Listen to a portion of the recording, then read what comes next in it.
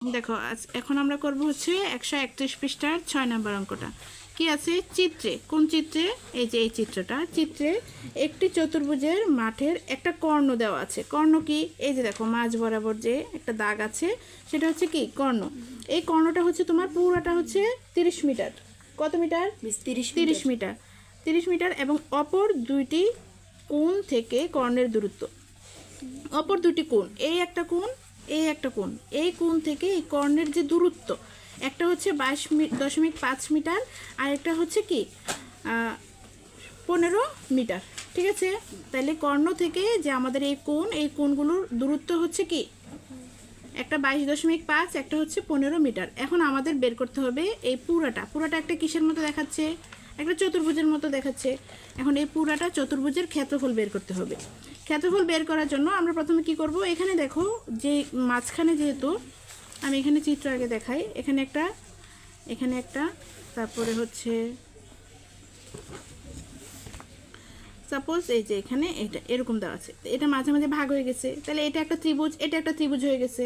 এখন এই ত্রিভুজের ক্ষেত্রফল নির্ণয় করব আর এই ত্রিভুজের ক্ষেত্রফল নির্ণয় করব। নির্ণয় করার পর দুইটাকে আমরা যদি যোগ করে দেই তখন আমরা কি পেয়ে যাব?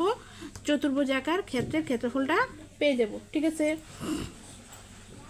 প্রথমত আমরা একটা ত্রিভুজ, প্রথম ত্রিভুজ, আমরা দুইটা ত্রিভুজকে আমরা দুইটা নাম দিলাম। প্রথম ত্রিভুজ ধরি, প্রথম ত্রিভুজের ক্ষেত্রফল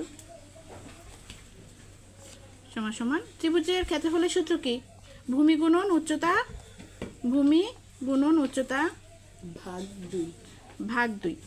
এখানে ভূমিটা কি? এখানে আমরা যদি এটাকে প্রথম ধরি তাহলে ভূমি হচ্ছে সবগুলো একই 30।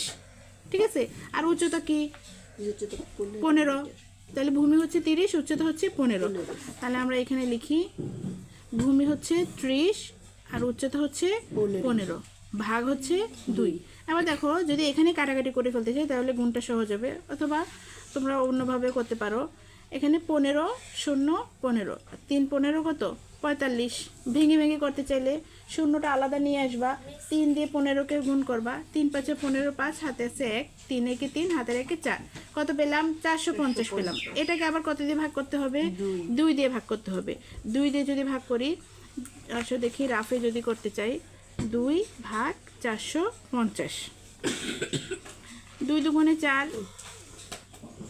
5 নামালাম, আবারও 2 দুগুণে 4, বিয়োগ করলে 1, আর এখানে 0 নামালাম, কত হলো? 10, 5 দুগুণে 10, কত হলো? 225। 225 বর্গ কি দিব? এখানে দেখতে হবে আমাদের, এখানে দেখতে হবে আমাদের মিটার আছে, তাহলে এখানে আমরা কি দিব? মিটার দিব, বর্গ মিটার। ঠিক আছে, তাহলে একটা ত্রিভুজের ক্ষেত্রফল আমরা পেয়ে গেলাম। এখন আমরা যদি দ্বিতীয় ত্রিভুজের ক্ষেত্রফলটা বের করতে চাই, দ্বিতীয় ত্রিভুজের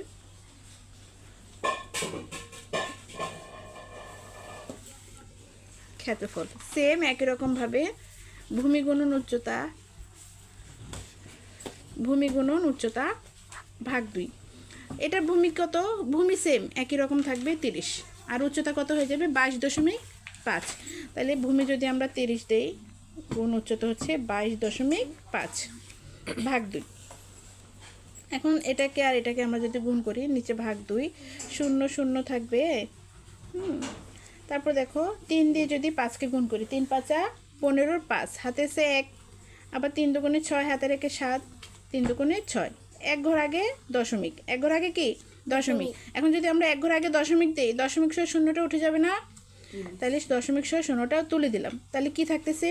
শুধু 675 থাকতেছে।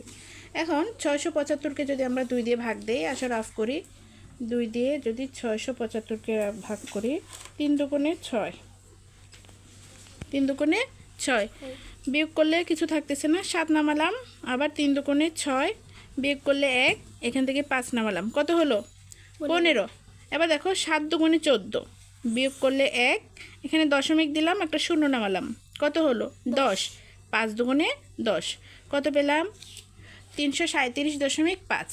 তাহলে আমাদের এখানে ক্ষেত্রফল পাচ্ছি 337.5 বর্গ কি মিটার। এখন এই বর্গ মিটার আর হচ্ছে এই বর্গমিটার, এই দুইটা একসাথে করলে আমরা পুরা চতুর্ভুজের ক্ষেত্রফলটা পেয়ে যাব। ঠিক আছে, তাহলে দেখো, সুতরাং চতুর্ভুজাকার ক্ষেত্রের ক্ষেত্রফল সমান একটা কত পেলাম 225, আরেকটা কত পেলাম 337.5। এখানে বর্গ মিটার লিখতে ভুলবা না, বর্গ মিটার হবে। তারপর দেখো যদি যোগ করি 5 দশমিক, এখানে 7 আর 5 12, 2 হাতে আছে 1, 3 একে 4, 4 আর 2 কত 6, 3 আর 2 5, 562.5 বর্গমিটার। বুঝছো সমস্যা? ওকে।